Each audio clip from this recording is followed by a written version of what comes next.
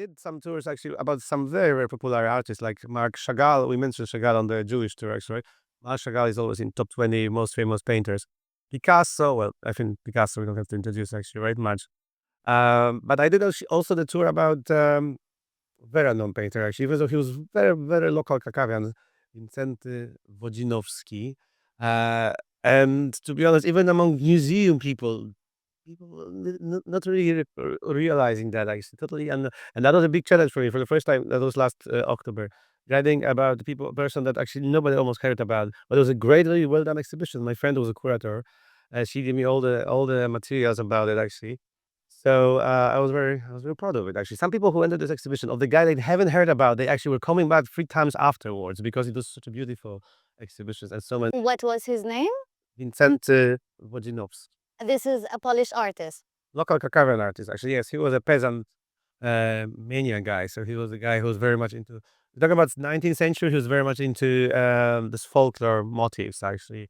Peasant women, peasant scenes, etc. Well, late 19th, early 20th century. This genre is very popular in Krakow thanks to those painters like Wyspiański, Tetmajer, Riedel, but actually Wodzinowski was one of them. But he is the one forgotten, and that's actually also another reason why I was very interested in it.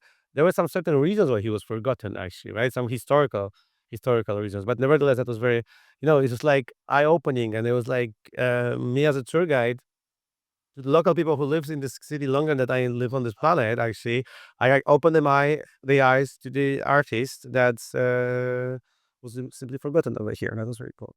Wow, speaking about artists, Uh-huh. um, as I told you, I'm really mesmerized by this country and this city and the art. And I know you're interested into art. I would like you to tell people more about who are the Polish artists that need to be known worldwide. Who are your favorite Polish artists? Favorite Polish art exhibitions? Okay, so let's divide this question into a few parts. Yeah. Um,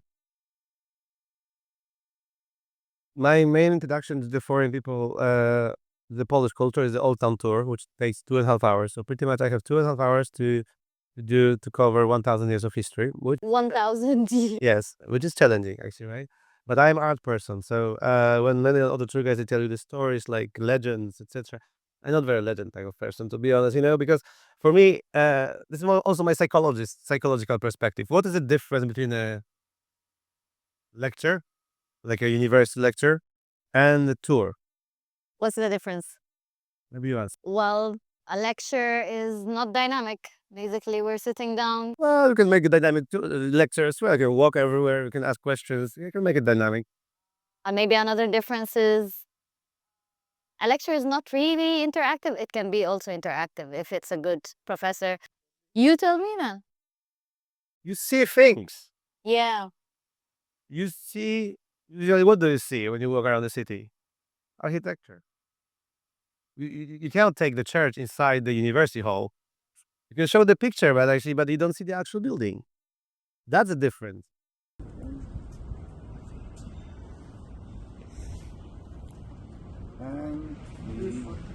Go. If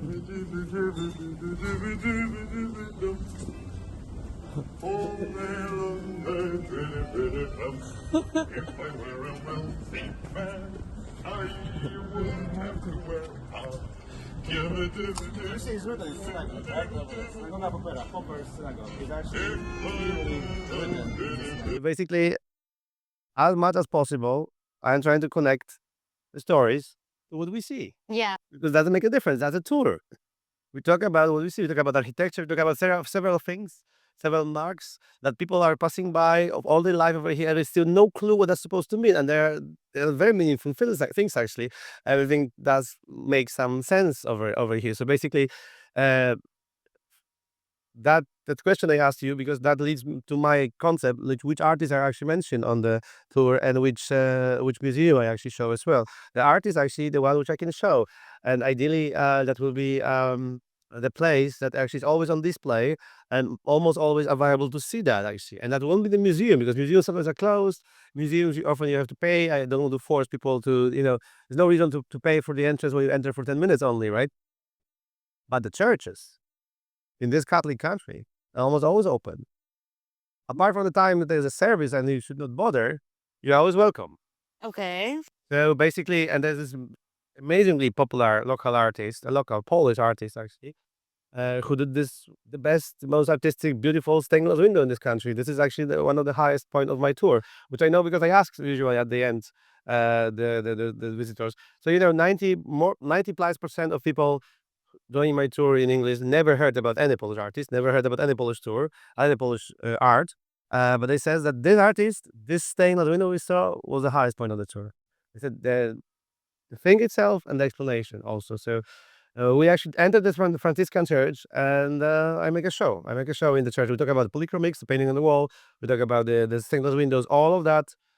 In a medieval age church, which burned, is actually brand new contemporary, late 19th century when this guy was alive, Stanisław Wyspiański. So that will be that's the artist which I mostly introduced, the Polish artist to the actual guests, to the visitors from abroad. I will talk about art gallery. Okay, there is Wyspiański exhibition as well. So sometimes people take a picture of him to remember the surname. Actually, right? There's the Europeum. That's actually branch of National Museum of Krakow, which is dedicated to him. This is a biographical museum, right? So it's mostly it's actually about him only. Dedicated to him. Wyspiański is called Europeum actually, right? But it's not really on the way. It's a little bit outside of the old town. Mm-hmm. I don't enter over there. But what I do, I enter to the museum, which is one of the most unique art collection in Europe, one of the most unique art collection in Poland, the Czartoryski Museum. Mm-hmm. So on the tour, I actually enter to the courtyard. Once again, we don't enter the exhibition because we have 10 minutes only, right? We have 2.5 hours in total. But I talk about the uniqueness of the place and also the most famous painting there, which is Da Vinci. Yes. Da Vinci did only four female portraits. One of them is there, and many historians of art agree this is better than Mona Lisa, actually, even as well. Paris is not as is more famous than Krakow, so. Yep. But yeah, this collection, I love to guide there. Actually, I spent like the entire weekend last weekend over there actually, and I mean I love this place. Actually, this is really, I've been guiding on many art museums actually, but this one is very particular, very special. Not only because I started art tours actually 5 years ago over there in this when they reopened after renovation.